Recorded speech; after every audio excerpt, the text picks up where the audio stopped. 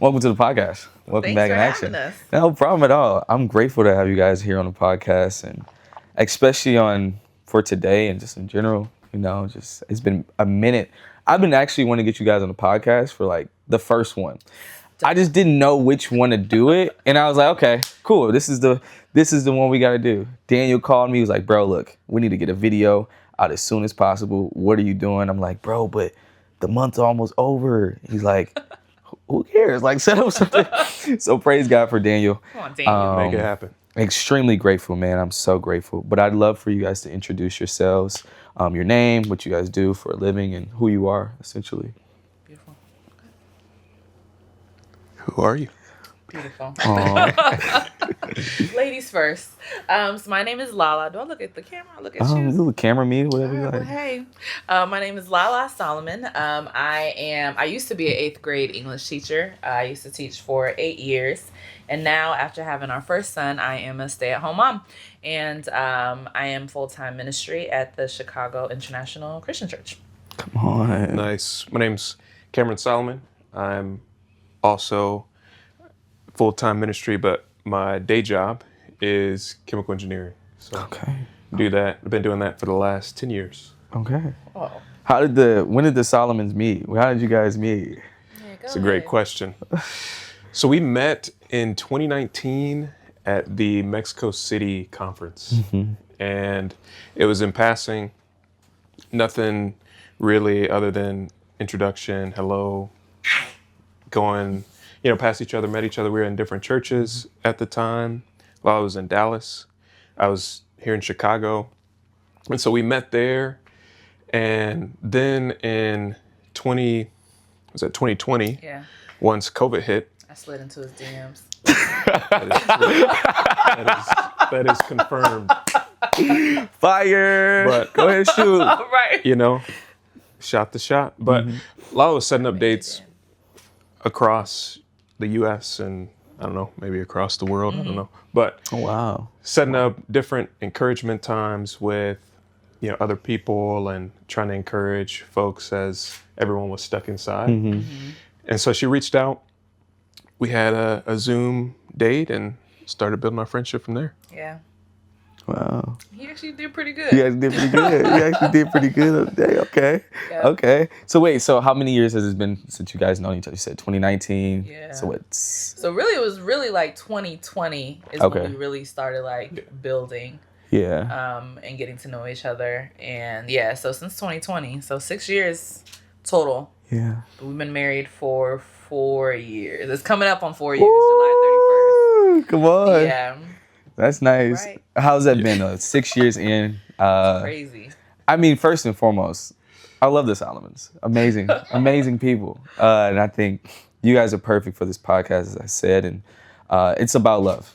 And I love the topic of love. Everybody knows this. I love learning about it. I love preaching about it. I love everything about love. And I'd love to hear it from you guys' perspective in your relationship as a married couple and getting the understanding of love. I don't think anybody could fully grasp it. That's real. But I would love to hear your understanding of it today and to share it with the world, of course. But yeah, just to learn from you, have a good conversation about it in general. But first and foremost, what does love mean to you guys? And how would you describe it? It's a deep question. Yeah, that's a great question. Yeah. Look, we got time. What does love mean to me personally? The greatest definition, right, of course, is the Bible says God is love. In my personal life, it's how close can I make that emotion to what God would do, right? So it's difficult because God's love is the ultimate sacrifice, right? And how close can I get to making others feel like I would sacrifice everything, right, for them? I think that's Right. the biggest piece of love. That's what everybody wants to feel, Yeah. is someone that would do whatever it takes, would give everything, would cross whatever obstacle for you. Yeah. And when you have that feeling, when you feel like that, it's like, man, I feel loved. Right. So I think that's in short, what I would say. Yeah, that's good. I think for me, love is, yeah, definitely a sacrifice, but also, I just think, yeah, I definitely think of God's love and how it never changes. Mm. And when I think of just Cam and I's relationship and our marriage, I've always felt the consistent love from him. In terms of, like, no matter what I do, like Cam has never raised his voice. He's always like cool, calm, collected. Mm-hmm. You know, and I feel as though like no matter what I do, his love will not change for me. Okay. And there's never been a time in our marriage that I felt like, man, I don't know if this man really loves me. You know what I mean? Like, and it's just, and I feel like, and I feel like that's a little piece of God's love in the sense of like God's love just doesn't change. Yeah. And it endures through everything. Even when we feel like we messed up or did or said the wrong thing, like it's always consistent. Yeah. So when I think of love, like love just doesn't change and it remains the same throughout all seasons of life. Mm-hmm. You know, and so yeah, that's what I think. That's what I feel and what I've experienced thus far as God's love is, and even like just having a child, Mm-hmm. I see God's love through that. Because it's just it opens up a whole nother realm of a depth of love, if that makes sense. I feel like I'm rambling now, so we just. Oh, it's okay. This is what the podcast is for. Ramble chat. Because that's what the question was, right? What is love to me? Yeah. Yeah, and yeah, so I think love is just a love that does not change, and it doesn't make you feel guilt. It doesn't make you feel shame. It doesn't make love makes you feel accepted. Yeah. You know, through your highs and your lows. I love that. Mm-hmm. Incredible. I love Cam brought up a key point about love and sacrifice, love being a sense of a sacrifice and sacrificing for the sake of love. In your marriage, in your relationship over the past 6 to 7 years, like what incident or what point in your marriage taught you the most about love and sacrifice? I can go with this one. I think I think the most recent, like Cam really allowing me to be at home with Trey and just sacrificing that income, going from 2 incomes to 1, but allowing me to really be here to watch him grow, you know, to be and really supporting us, you know, as the man of the house and really like I remember when I had just right after I gave birth to Trey, Cam he cooked dinner, he cleaned up the house, he did laundry. Like I didn't have to lift a finger, and I knew that I was being taken care of and Trey was being taken care of, and I had no fear, and he really stepped up and truly helped, and I really felt the sacrifice in his time and his because it was a hard transition for the both of us, but yeah, I think that's what I see as the biggest sacrifice thus far in our marriage. Yeah, sacrifice I feel like is equal to love. Because man, everything. Sacrifice everything. You know, it could be something small, right? Sacrifice the last of a meal, or you know, that's like a day-to-day thing, or it could be sacrificing time, or it could be sacrificing energy, whatever. I mean, I think that's part of love and definitely part of, you know, our dynamic in love. And it goes both ways. I mean, a lot of sacrifices so much for me, and she sacrifices her time. A lot of times she sacrifices her attention because I like to have quality time. That's a big love language of mine. And so that was a big dynamic in our relationship when it started, was understanding how each of us feel loved. And for me, it's sitting, talking, understanding each other, having conversations. And for Lala, quality time is we can be in the same space doing different things. And Yeah, because I'm still here. but I don't feel loved in that. Like that doesn't fill up my love tank. So it's just learning each other. Yeah. So it's her sacrificing some of her desires, you know, me sacrificing, same thing. But I would say the biggest and earliest was there was a time where Lala had to have a surgery, and it was just sacrificing time and energy and, helping, her with her most basic needs and really taking full care of her. And we were 4 or 5 months. Into marriage, yeah. Yeah, married. Wow. Yeah, Cam was literally my like caregiver. Yeah. Wow. So it was Yeah, it 4 was months into our crazy. marriage. And so it was like, man, this is it. Yeah. Here we are, you Yeah. know? And so that I would say for sure was huge in building that sacrifice and love in that way. But I would say sacrifices every day, all day. Yeah. Absolutely. So, well, like, I think that's first and foremost beautiful. And so many people can learn from that, especially like men, in our day to day, being willing to stoop low and say, I'm willing to serve. I'm willing to be there for, my significant other, and allowing yourself to love, even if you don't expect to receive it as well. My question for you, I mean, you and Lala, but Cam first, I would love to know, bro, were you taught that? Were you taught to love in that way? Did life teach you that? Did your parents teach you that? Your dad teach you that? What taught you that? Yeah, I think I can speak a little bit for both of us. We both have great parents, Yeah. and their marriages Yeah. show a lot of that.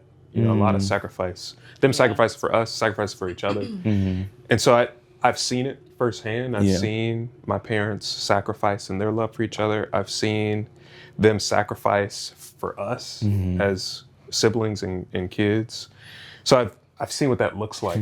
And so understanding like, wow, especially as you get older, Yeah. you understand like they were really sacrificing. Yeah. Like I can definitely see there were times they probably went without for us, things like Yeah. that, right? So I think that's part of it.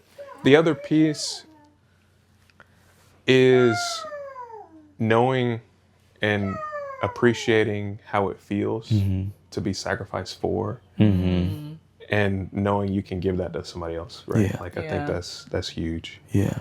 I love that. Lala? Yeah. Okay. Can you repeat that question again? 'Cause I was like, Yeah. that was good. I know. You just killed that, right? Hold on, drop the mic. Right. My question was, were you taught how to love?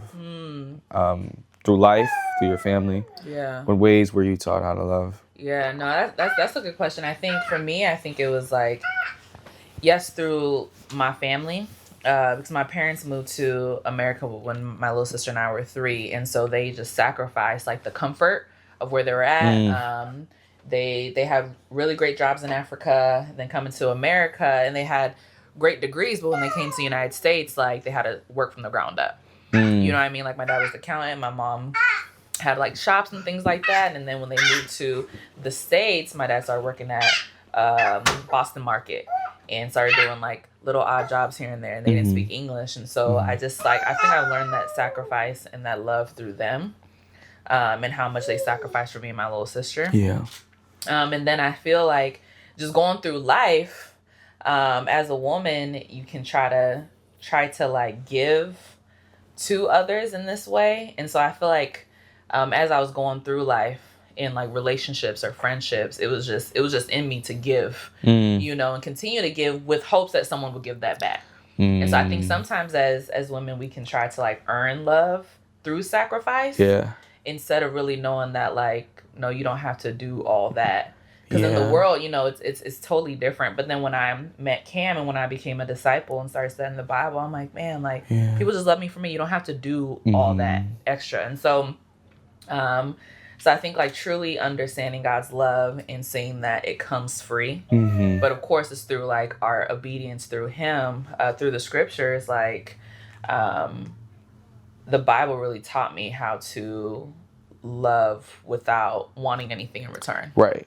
You know what I mean? And so I think learning that came through life, the example of my parents' life experiences, but it really was like, it really rooted and stuck when I started reading and understanding God's love. That's super unconditional, and that He made that ultimate sacrifice so I don't have to work for it. So I think when Cam and I started dating, I was like, okay, like, what do I gotta do to, show this brother that this, but it's like, I didn't have to do nothing because he was coming after me. You know what I mean? But I think it was like really just being myself and being who God called me to be. Yeah. And knowing that, like, and I prayed on my, all right, God, like, if he don't love on me, then he ain't it. Mm-hmm. You know, and so it was really just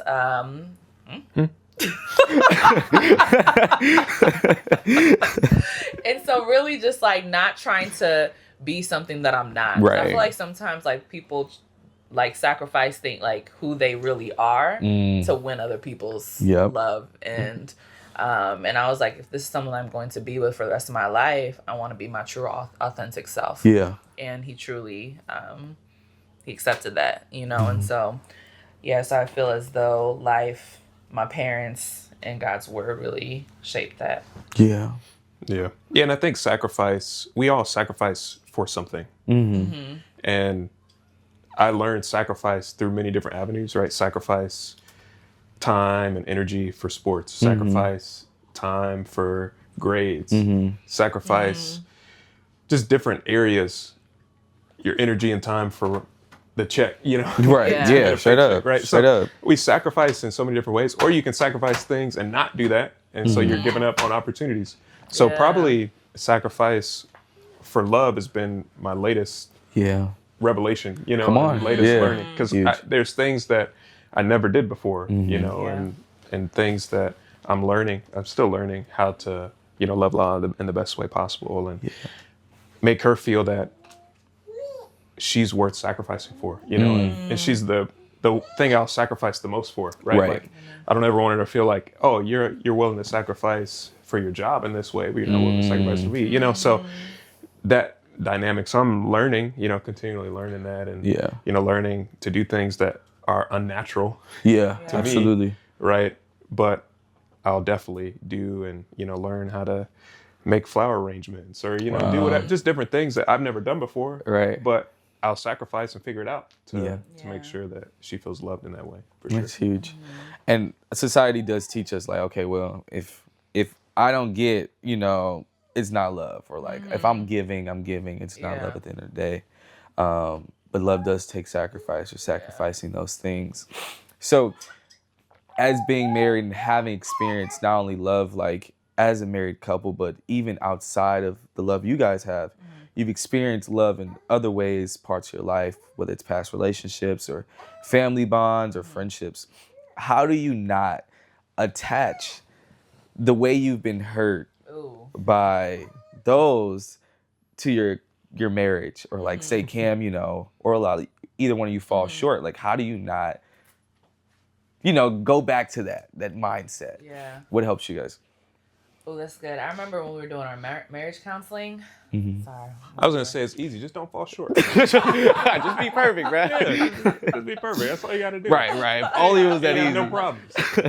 Next question. No, you know what, guys? Cut this question out. So I think, when we were doing our marriage counseling, that was something that I like had to pray and fight for. Like, I want to truly be open and vulnerable to receiving love and giving love and not blaming Cam for whatever happened in the past in my past relationships.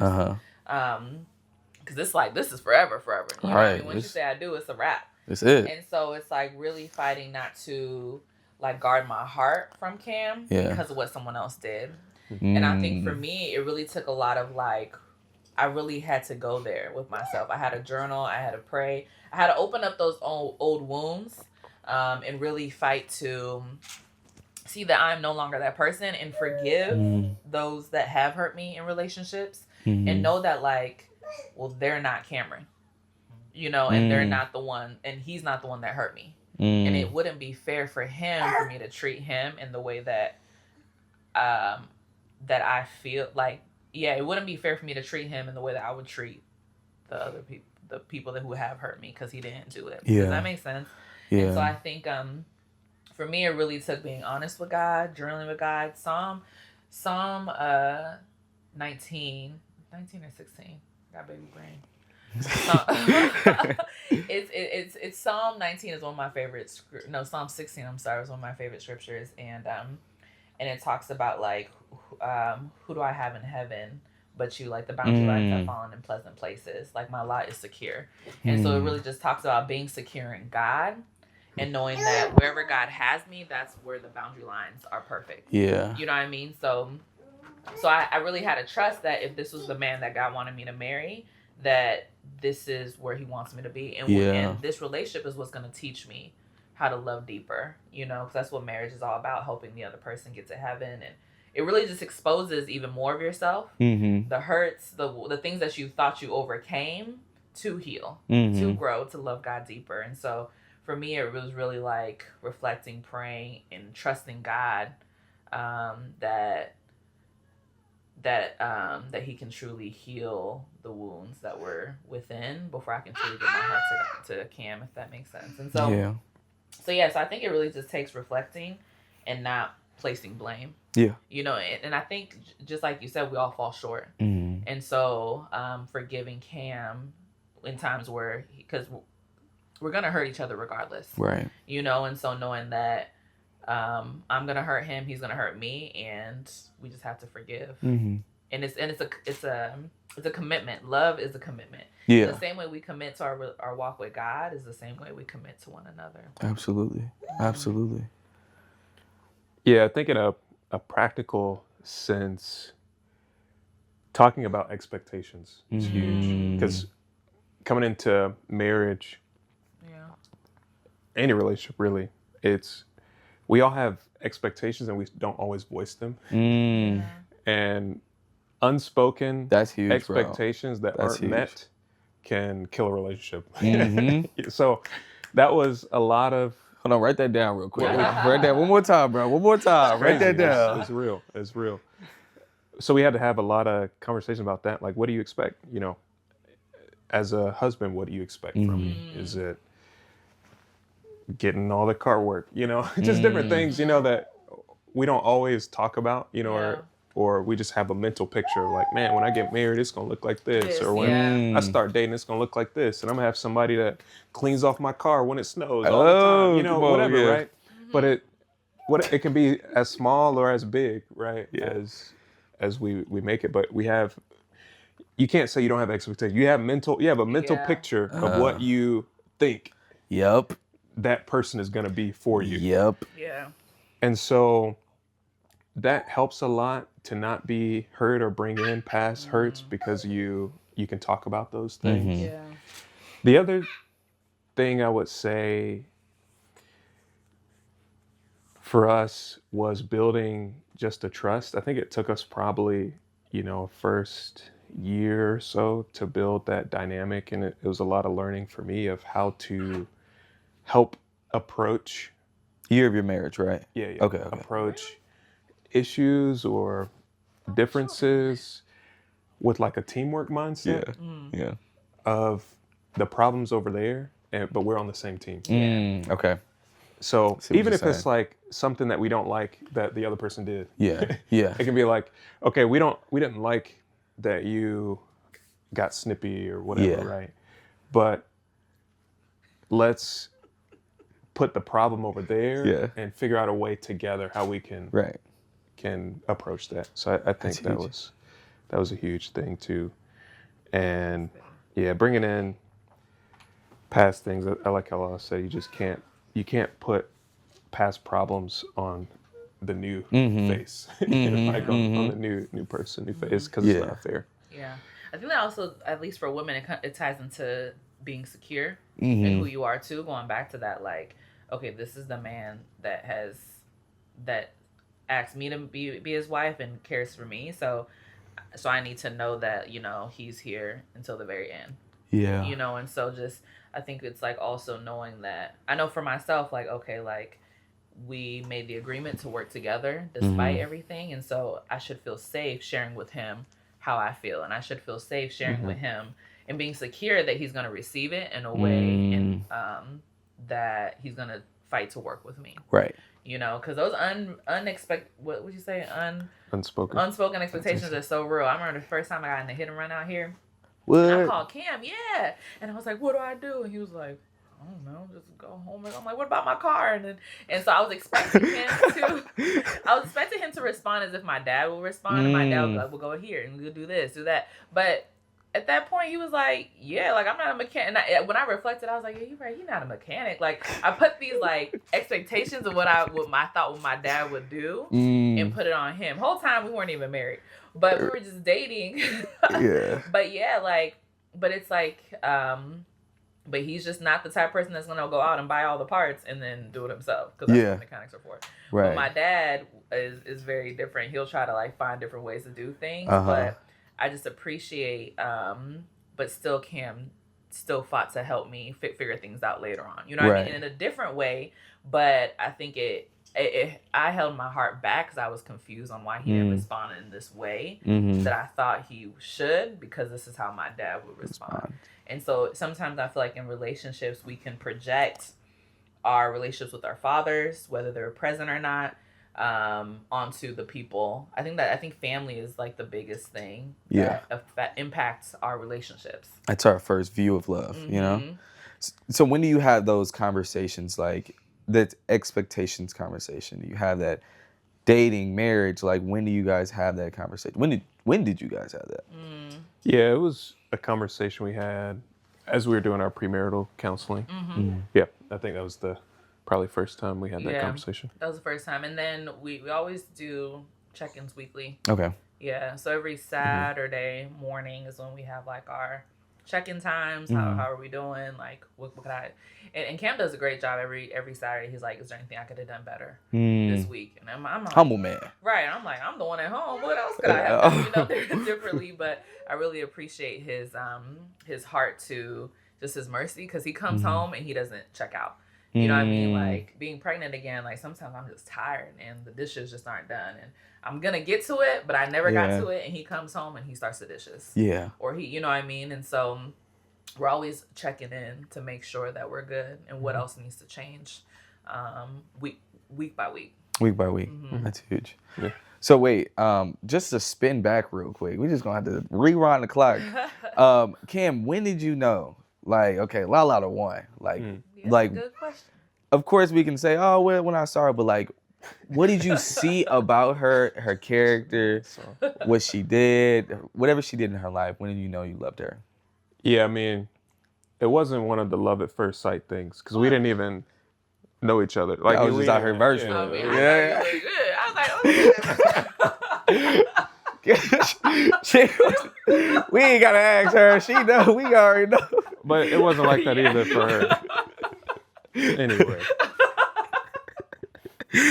But what I would say is, like, you're asking, like, when I knew I wanted to marry Lala? Okay, this two-part. Let's do that. Two-part.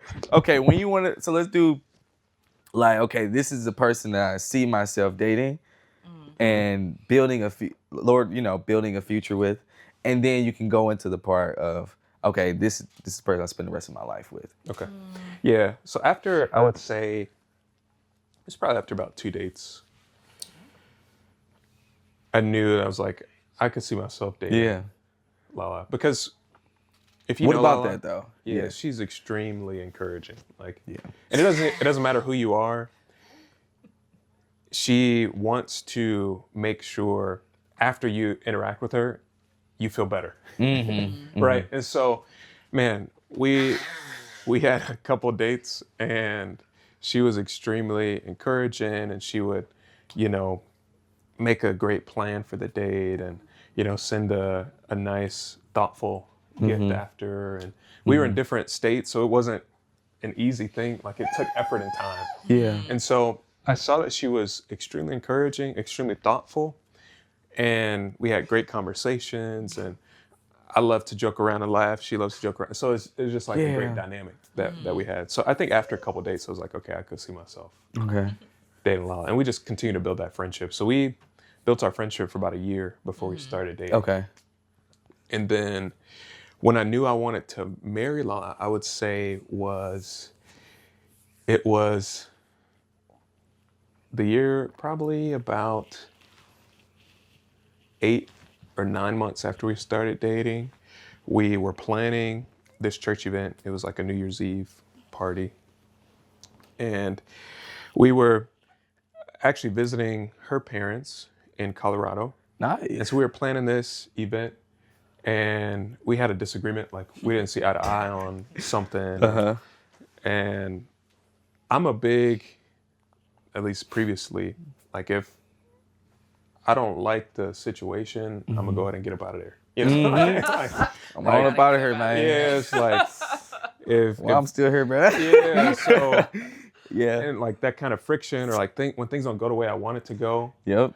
like whether it's a friendship, relationship, whatever, like I ain't trying to hear all that. yeah, I'm quick to cut stuff off. But like I felt in that moment, I was like, man, I really want to work this out. Wow. And so I was like, man, She the one. Yeah. She the I was one. like, that's it. Because we Got me weren't second guessing like, myself.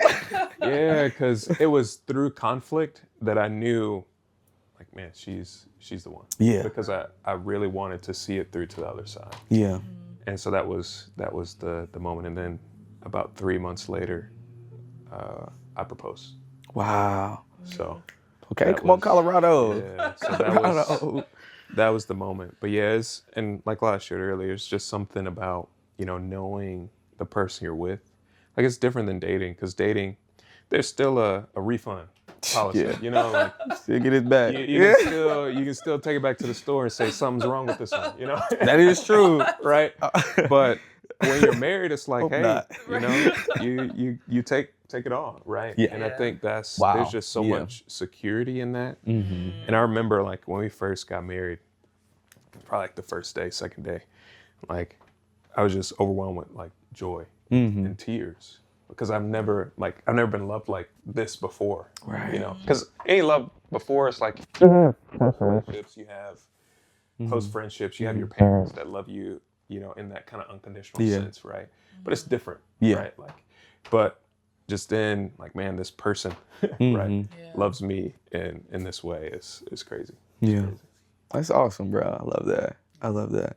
Well, how do you guys handle, I know you talked about conflict and everything that comes with that. How do you guys handle hard seasons where love feels hard or love feels costly? Yeah, I think for myself, at the beginning, it was more like, I'm the type of person, like, if I feel hurt, like, I'm gonna keep my distance and not say nothing. Because I feel like I have to capture my thoughts, and because if I say something, it's not gonna be loving. And so, but then that in turn, I would push Cameron away. And it wasn't, and so I think throughout our marriage, and then I was grateful because he would always be like, hey, like, he wouldn't let me just be. You know what Okay. I mean? Like, he would fight to help. Like, he would draw my heart out. Or Yeah. he'll come up and give me a hug, and I'm like, I don't want a hug right now. But he just wouldn't Yeah. let go, But that's what I needed, because if not, I was going to isolate. And a lot of times it wasn't to isolate to like pray, but I would just talk to myself and like talk through the situation over and over again, what I should have said or what I could have said. And then I would pray, but I think really him taking the time to ask me those questions and draw out my heart helped me think out loud, so we can come to a resolve, if that makes sense. And Yeah. so now I think because we've had so much practice on like trying to him learning me and me fighting to learn him as well, like what helps each other. And nowadays it's like, it's just quick to resolve, if like I know he feels some type of way or we're in the conversation when he goes quiet. Cause I'm like, oh man, he thinking about something. Let me try to. I'm like, something's going on over here. But he, because and so for me, I'm like, man, like I don't want to hurt him, and I don't want him to feel hurt. So let me also ask questions, and the majority of the time, I'm the one being snappy, or I'm the one that's in my emotions, and so I have to like fight to not withhold, but fight to speak the truth in love, but also being quick to apologize. And there'll be times where I'm like, man, okay, God help me so I can apologize. And I'll have to think about it over and over. It never gets easier because we're still human, but it's really fighting to just get it out and ensuring that we're good. Yeah. I think of that scripture. It's like not going to bed angry, or don't let the sun go down. Yeah. While you're still angry. And so for me, it's like if I'm upset about something, if I don't get it out, I keep thinking about it over and over, and I cannot sleep. And so for me, I'm like, okay, for our relationship, and because I don't want Cam to be hurt, I just need to share and get open. And I know that he's there to help me, you know, and to love me through and to help me and to really listen. Like, there's never been a time where he's pointed back fingers or anything like that. There's been times where he shared what, you know, what I should be doing more righteously, and it hurts because it's like that iron sharpening iron, but I know that it's out of love. Yeah. Yeah. I mean, the answer's easy. Just don't have hard times. Bro, you giving all the best answers, man. Like, this was so easy. What are y'all doing? Just be perfect couple, right? Man, never argue. Exactly. I don't never want to argue. It's interesting because we got married. We were in our late 20s, kind of early 30s range. And so you have two well-established individuals, singles who have lived 25, 26, 27, 28, 29, 30 years in their own way. Right. And then you put those two lives together that can, you know, figure out how to make it work, right? And it all comes with the biggest thing, hard times, conflicts, is humility. Like, that's the only answer. And it's a hard answer. Because in our boat, like, Lala and I, we both want to be right. Like, we, in our natures, like, in our core, like, Lala's more vocal than I am, but, like, I'm a quiet, reserved, but also very, like, concrete person, right? And when you have two forces that are immovable, that come in contact with each other, it is not good. It's not good. And the only way that we've been able to get through hard times and conflict is through humility. Like, that's it. That's the only answer. That's it. The only answer is, don't try and be right. Figure out how to help each other. Don't try to be right. That's a good one. Like, it's real, because that's in my nature. I want to be right every time, all the time, 100%. Like, but that's not gonna help our marriage at all. Like, no part of that helps. And so I think that's what really has helped us through hard times and conflicts and tough seasons, is we're more focused on our marriage being good than us individually looking good or being right. And that's what has made it work. And fortunately, that's caused, you know, any conflicts we've had to be resolved. And I'm very much the type, like, if I know something's off, like, I don't like that. Like, I can't just go on like everything's normal. Like, we got to figure it out. Whatever it takes, you know. So I think that's what has really, really helped us. Taking time to be like, hey, don't engage. Like, that's, if I'm getting quiet, that's why. Because I'm like, if I engage right now, I'm gonna try and be right, and it's not it's not gonna be good, you know. So just taking that time, taking the breather, taking a moment, thinking about, if I fast forward 2 weeks, 3 weeks, am I even gonna remember this moment? You know, am I even gonna remember this conflict? It's like, no, like, it's not that important. You know, so I think that's, the humility is huge. It is huge. And, like, in saying that, you know, and honestly, the whole cusp of it all, and being a Christian married couple, and, you know, it's different between a Christian married couple and a married couple, right? How would you explain that to people? You know, following God, keeping God at the center. How would you explain your marriage to someone that is not a Christian married couple, that may have questions regarding that? What do you guys do that's different, or what do you guys do that benefit your relationship, that you would advise people to take advice? Yeah. Deep question. You should go first. I think the way I would sum it up is when Paul said, I don't do the things my flesh wants to do, but I do the things that, you know, the Spirit says do, right? That's what the difference is. In this relationship I've had than any other relationship I've had. Because most of the time it's, I want to do what I want to do. And you got to figure out how to adjust. You know? Like, I want to play the game. I'm going to play the game. And all right, you know. Yeah, So straight I up. think that's the biggest difference is, like I said before, like being more thoughtful. You know, the scripture about putting other interest above your own in Philippians chapter 2, like that's a huge scripture for me, especially when it comes to marriage. Like caring about Lala's interests more than my own interests, right? So all the things that are not natural Yeah. are biblical, Yeah. right? Yeah. So that's what I would say is the biggest difference is the things that help you think a completely different way Yeah. than what feels like the right thing. Yeah. Yeah. Is what makes a Christian marriage Yeah. a Christian marriage. Absolutely. Absolutely. That's good.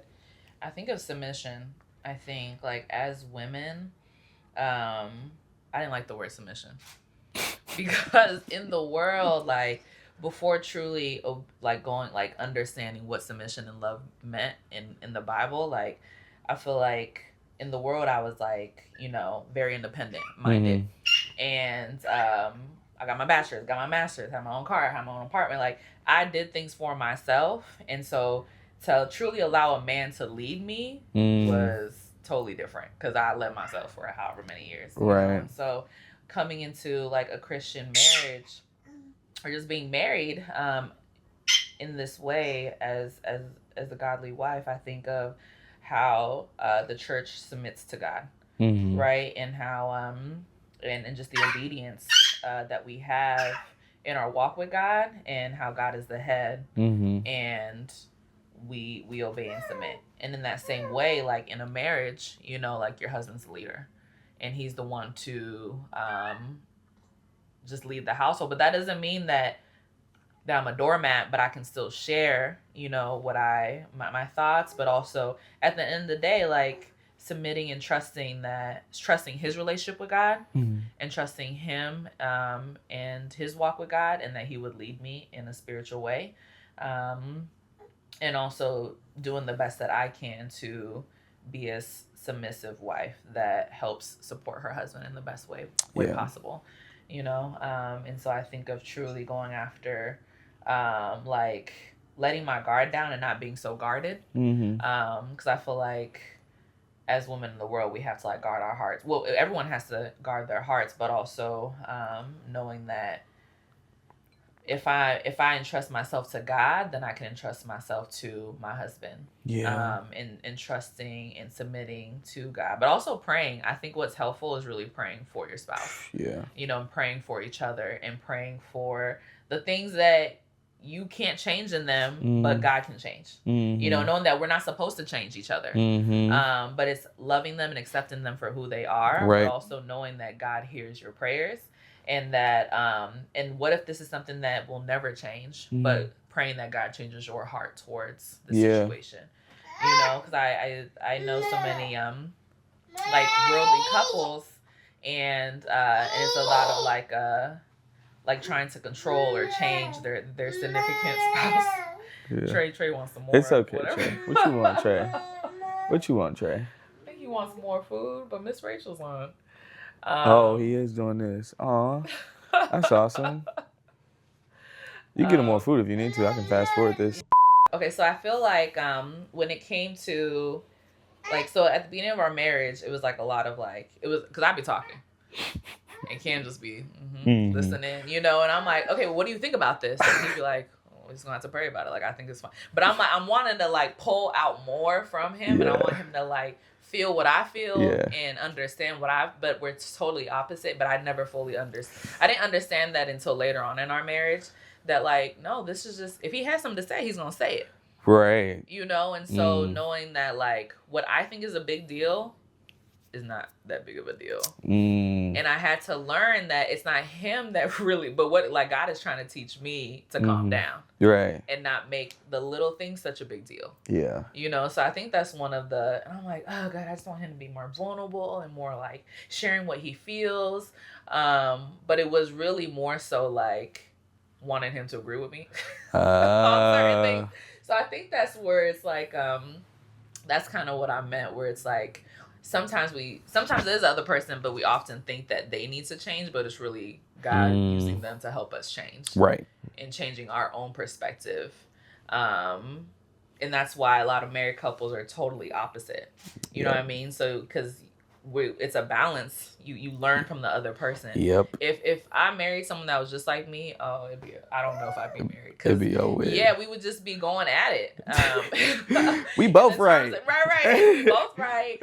No one really wants to truly be humble. But I think it's great because I learned a lot from Cameron and I think that his servitude and his humility, like his love, encourages me to be more humble and loving and stuff. Okay. Does that make sense? And Yeah, so because absolutely. I see that in his walk with God, and it really encourages me to be like, oh yeah, you're right. Like that's not that, because God's gonna handle it. Yeah. Or like what I think is really a big deal to God, he's like, it'll be all right. I'm God, you know. And so I think just seeing him imitate those things in the scripture really has helped me. So it's really like not forcing what I think how he should act or say or speak, because it's actually me that has it twisted. If that makes sense. That's huge. In your dating relationship first, then we'll go to the marriage. But in your dating relationship, like, how did you? It could be the same as marriage, though. How did you guys incorporate God in that, like, in that way? What did you guys do to continue to keep God at the center and not stray from that? That's a good question. In dating, I would say we really focused on having great boundaries that set us up for keeping our relationship spiritual. Absolutely. Yeah. So whether it was physical boundaries, emotional boundaries, spiritual boundaries, just all areas where it's like, hey, make sure we honor God in every way. Yeah. And make sure he gets all the glory, for our Yeah. relationship. So I think that was the biggest part for dating. Yeah, definitely. I think I'm really grateful because there was not one boundary that Cam let slip. To the point where like because we both drive.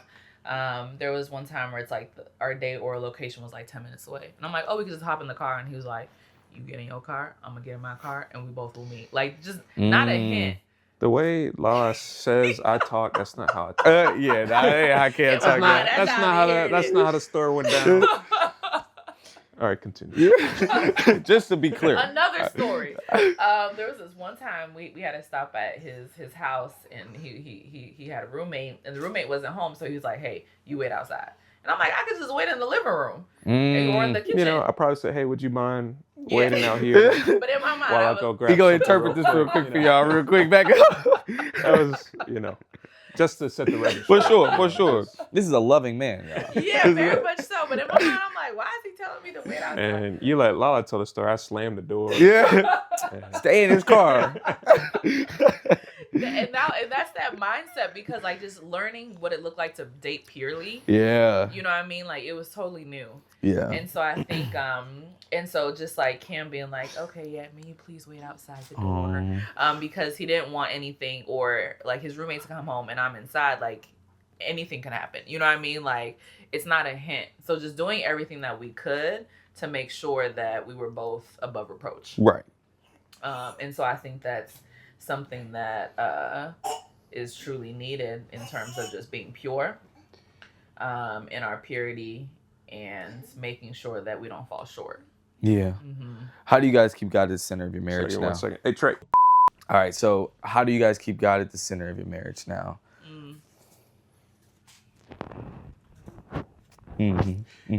For marriage, I think it is having those weekly times where we talk and have those check-ins to make sure we're meeting each other's needs from a spiritual sense, and our marriage is flourishing in that way. I think the other piece is, of course, just praying together. And talking about, things we learn in our relationships with God, for sure. Yeah, and also I'm really grateful just having like godly counsel, Yeah. like people to learn That's from, very true.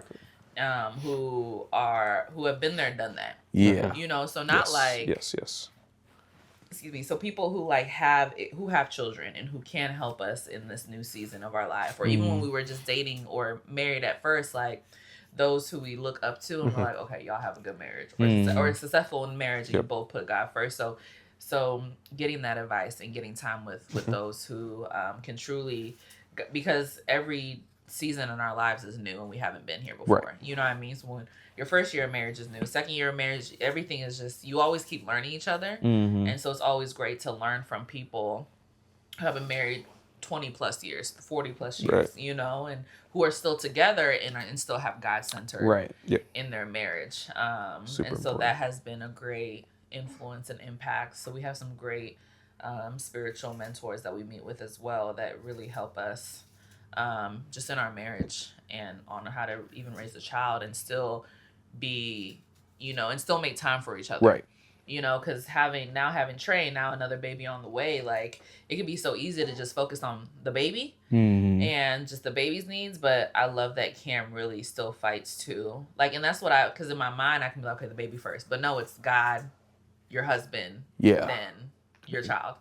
You know, and so still making sure that we have our one-on-one dates every Friday, and then we have double dates with other couples on Saturdays. Yeah. And so still making time for each other Yeah. is truly helpful because it just reminds us like it's God that put us together, you know. Absolutely. And so continue to keep that love alive and not get it distracted, because Satan will use anything, even your own child, to get in between, you know, the two of you. And so making sure that like God and my husband are my number one focus, and then, or it's God first, my husband, and then my child. Yeah. It's beautiful. Well, I learned a whole lot. I will be watching this video and taking notes myself. Run it back. I'm running it back. I'm going back to that quote you said. I'm writing that down, putting it on the wall somewhere. In closing, right? Like I said, I feel like I've learned a lot and understand so much more. And what advice would you guys give in closing to aspiring dating couples, but also aspiring married couples? Like, man, like, sound advice would you guys give to them, and how to not only receive love but give love, and what does that look like, and what love is? Those are some good questions.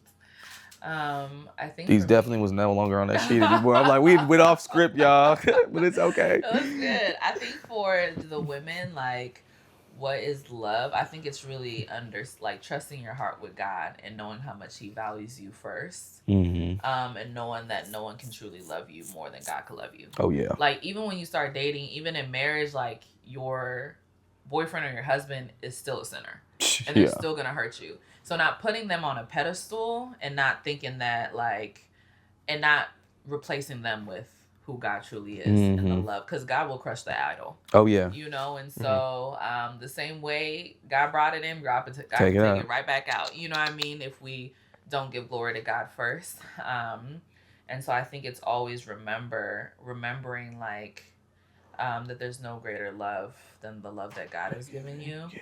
And when you feel that you can truly give back, and also just for women, I really do believe it's all about security and trusting God with your heart. Yeah. You know, and so, and it's going back to knowing that, like, apart from God, we have no good thing. Like, in heaven, there's not going to be marriage. You know, in heaven, it's just you and God, and you're going to be worshiping God. But also, like, this is such a blessing to experience God's love in this way. And so, yeah, so I think my advice is to the women is to being secure, that knowing that no marriage, no dating relationship will fully fulfill you. Yeah. You know, but it's only that relationship with God. And when that's the case, and when you know that, it'll really help you to still fight to love your significant other, but also to still put God in His rightful place. Right. Yeah, I think it's good to bet off that. To first feel and be loved by God, like understand that God loves you more than anyone else ever could.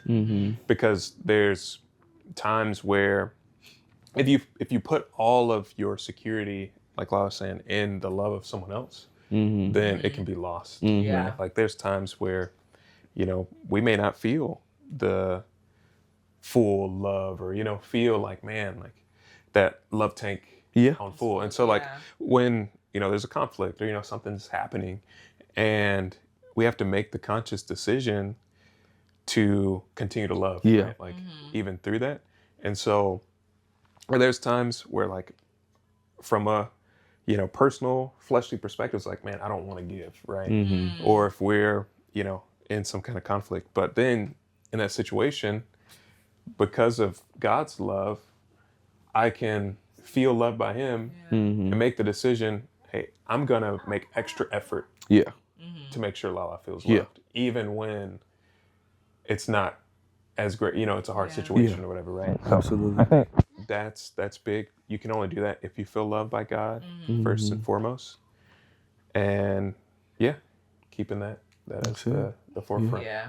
Commitment, intentionality, loving when it hurts, sacrificing, and all the above. I think so many people can take so much away from this and be changed by this. And that's my prayer, that someone's changed by this. They change their view of love based off your representation of God's love. Because God's love transcends all of our understanding. So thank you guys for being on the podcast. No, thanks for having course, us. This of is course. cool. May do a little part 2, eventually, one of these days. Maybe when Trey can speak, Right. he can be like, yeah, stuff like. But yeah, absolutely. Thank you guys for being on here again, and I'm excited for this video to drop. Be ready for it to drop. But Excited to that's see it. That's all we have for today. Thank you. Tune in Saturday. I think Saturday. Don't know what time yet. Whatever time drop, 12 o'clock, I guess. But Beautiful. yep. We'll All right. be ready. That's it. Appreciate you. Oh yeah. All right, DT, we good. We gotta get Trey in the picture. Oh, okay. So Trey, we're gonna take a picture right here, and we'll be out.